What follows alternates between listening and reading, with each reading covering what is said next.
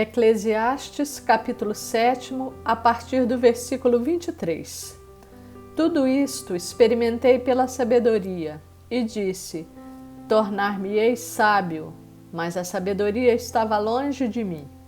O que está longe e muito profundo, quem o achará?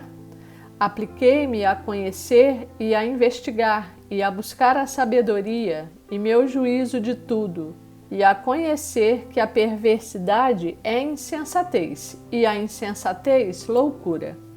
Achei coisa mais amarga do que a morte, a mulher cujo coração são redes e laços, e cujas mãos são grilhões. Quem for bom diante de Deus, fugirá dela, mas o pecador virá a ser seu prisioneiro. Eis o que achei, diz o pregador, conferindo uma coisa com outra, para a respeito delas formar o meu juízo, juízo que ainda procuro e não o achei. Entre 1000 homens achei um como esperava, mas entre tantas mulheres não achei nem sequer uma.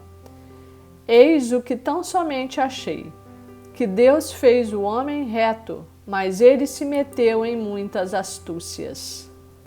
Eclesiastes, capítulo 8. Quem é como sábio? E quem sabe a interpretação das coisas? A sabedoria do homem faz reluzir o seu rosto, e muda-se a dureza da sua face. Eu te digo, observa o mandamento do rei, e isso por causa do teu juramento feito a Deus.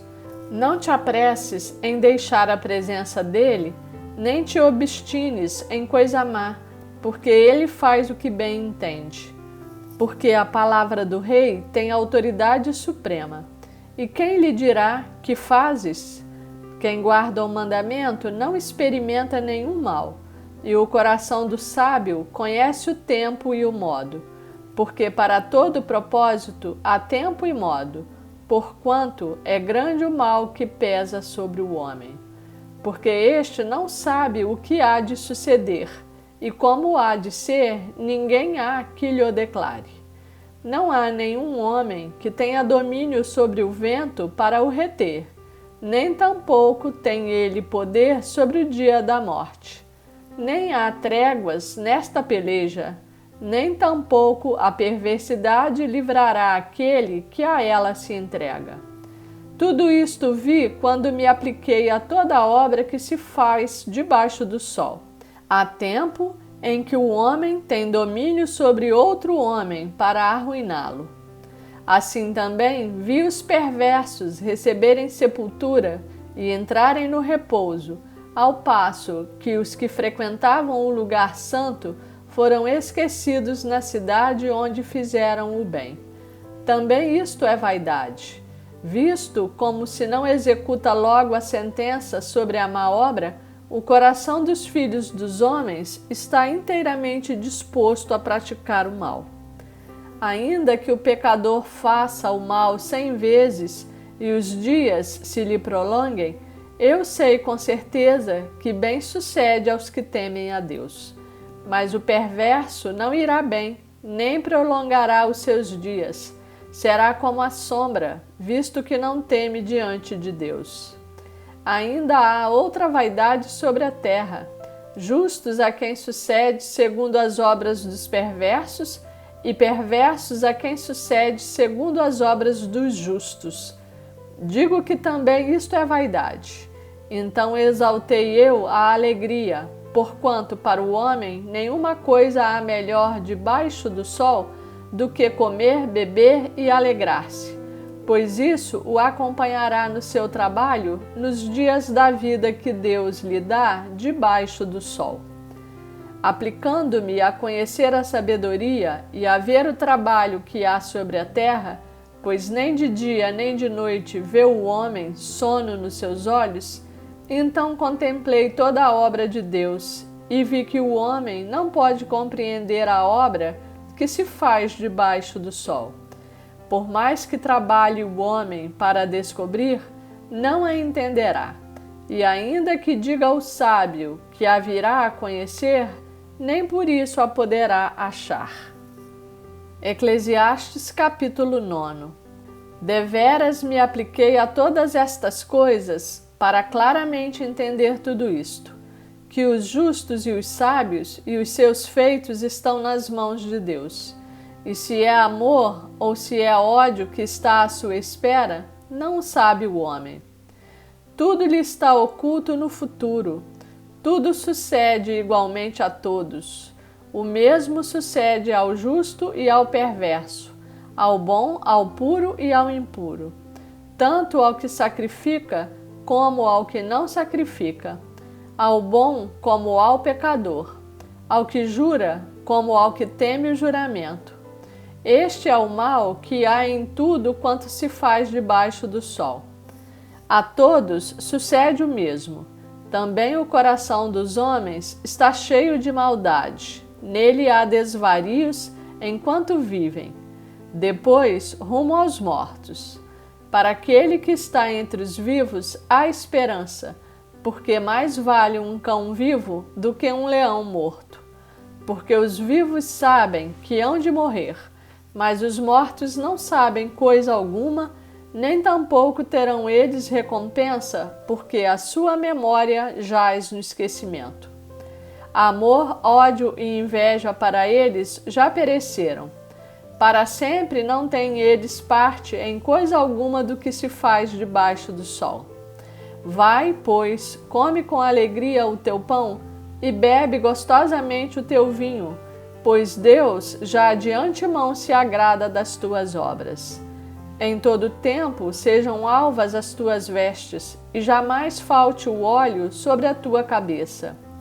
Goza a vida com a mulher que amas todos os dias de tua vida fugaz, os quais Deus te deu debaixo do sol.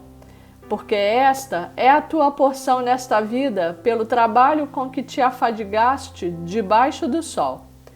Tudo quanto te vier à mão para fazer, faze-o conforme as tuas forças, porque no além, para onde tu vais, não há obra, nem projetos, nem conhecimento, nem sabedoria alguma. Vi ainda debaixo do sol que não é dos ligeiros o prêmio, nem dos valentes a vitória, nem tampouco dos sábios o pão, nem ainda dos prudentes a riqueza, nem dos inteligentes o favor. Porém, tudo depende do tempo e do acaso, pois o homem não sabe a sua hora. Como os peixes que se apanham com a rede traiçoeira, e como os passarinhos que se prendem com o laço, assim se enredam também os filhos dos homens no tempo da calamidade, quando cai de repente sobre eles.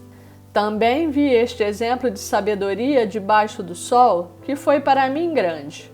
Houve uma pequena cidade em que havia poucos homens. Veio contra ela um grande rei, sitiou-a e levantou contra ela grandes baluartes.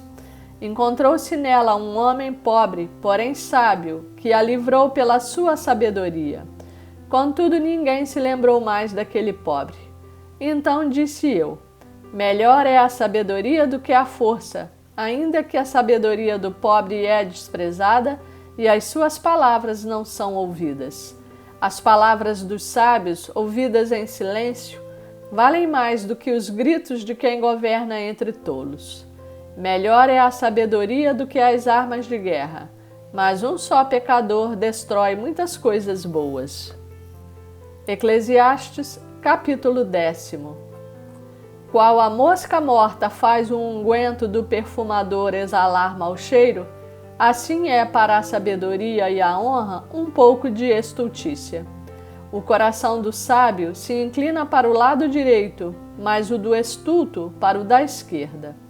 Quando o tolo vai pelo caminho, falta-lhe o entendimento, e assim a todos mostra que é estulto. Levantando-se contra ti a indignação do governador, não deixes o teu lugar, porque o ânimo sereno acalma grandes ofensores. Ainda há um mal que vi debaixo do sol, erro que procede do governador. O tolo posto em grandes alturas, mas os ricos assentados em lugar baixo. Vi servos a cavalo e príncipes andando a pé como servos sobre a terra. Quem abre uma cova, nela cairá, e quem rompe um muro, mordê-lo-á uma cobra. Quem arranca pedras será maltratado por elas, e o que racha a lenha expõe-se ao perigo. Se o ferro está embotado e não se lhe afia o corte, é preciso redobrar a força, mas a sabedoria resolve com bom êxito. Se a cobra morder antes de estar encantada, não há vantagem no encantador. Nas palavras do sábio há favor, mas ao tolo os seus lábios devoram. As primeiras palavras da boca do tolo são estultícia, e as últimas, loucura perversa. O estulto multiplica as palavras, ainda que o homem não sabe o que sucederá. E quem lhe manifestará o que será depois dele? O trabalho do tolo o fatiga, pois nem sabe ir à cidade. Ai de ti, ó terra, cujo rei é criança e cujos príncipes se banqueteiam já de manhã. Ditosa tu, ó terra, cujo rei é filho de nobres e cujos príncipes se sentam à mesa a seu tempo para refazerem as forças e não para a bebedice. Pela muita preguiça desaba o teto, e pela frouxidão das mãos goteja a casa. O festim faz-se para rir, o vinho alegra a vida, e o dinheiro atende a tudo. Nem no teu pensamento amaldiçoes o rei, nem tampouco no mais interior do teu quarto o rico, porque as aves dos céus poderiam levar a tua voz, e o que tem asas daria notícia das tuas palavras.